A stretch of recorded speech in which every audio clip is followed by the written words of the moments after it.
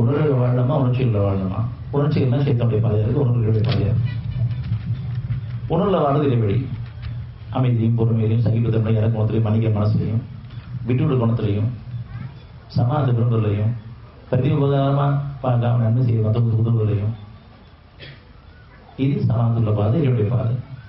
எப்பயுமே நம்ம அவசரத்திலையும் கோபத்திலையும் குரோகத்திலையும் பதமையிலையும் வெறுப்பிலையும் இருக்கும் பொழுது, மற்றவங்களை பற்றி குற்றங்களை பேசிட்டே இருக்கும் பொழுது நான் உணர்ச்சி எடுத்துட்டு இருக்கேன். அல்லது கவலையிலையும் பயத்திலையும் துக்கத்திலையும் தோல்வியிலையும் இருக்கேன்.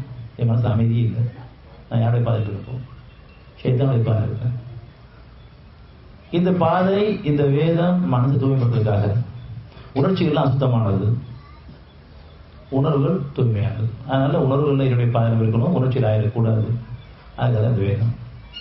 39:2 மிகைத்தவனும் ஞானமிக்கவனுமாகிய அல்லாவிடமிருந்து இந்த வேதம் இறக்கி அருளப்பெற்றுள்ளது. 2 நிச்சயமாக நாம் உமக்கு உண்மையை கொண்டு இந்த வேதத்தை இறக்கி அருளினோம். ஆகவே நேர் வழிக்காக உள்ளத்தை தூய்மையாக்கியவராக நீர் அல்லாவையே நோக்குவீராக.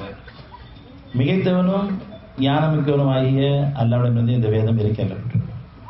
சகல வாழ்க்கையை விட ஒரு மேலான சிறப்பான வாழ்க்கை மனித சமூகத்தில் வாழ்றதுக்காக மிகைத்தவனிடம் இறைவனிலிருந்து படைச்சவரிலிருந்து நமக்கு ஒரு வேதம் கொடுக்கப்பட்டிருக்கு. இது மனசாட்சியுடைய பாதையாக இருக்குது. இது யாரும் மறுக்க முடியும். இந்த வேதம் உண்மையானது தான் அப்படிங்கிறதுக்கு உங்கள் மனசாட்சி போதுமானது. இது யாரும் மறுக்க முடியாது. அதை வச்சு தான் நம்ம சத்தியத்தை சரி பண்ணிக்கணும், சரி பார்த்துக்க முடியும். மற்றபடி மற்ற வேதங்களை வச்சுக்கிட்டு புத்தகங்களை வச்சுக்கிட்டு நம்ம படிக்கிறது கூட. என் மனசாட்சி தெளிவாக இருக்குது, இதுதான் வேதம். ஏன்னா சமாதத்தை ஏற்படுத்துது, குழப்பத்தை நீக்குது. இறைவன் ஒருத்தர் தான் சத்தியத்தை தெளிவுபடுத்துது.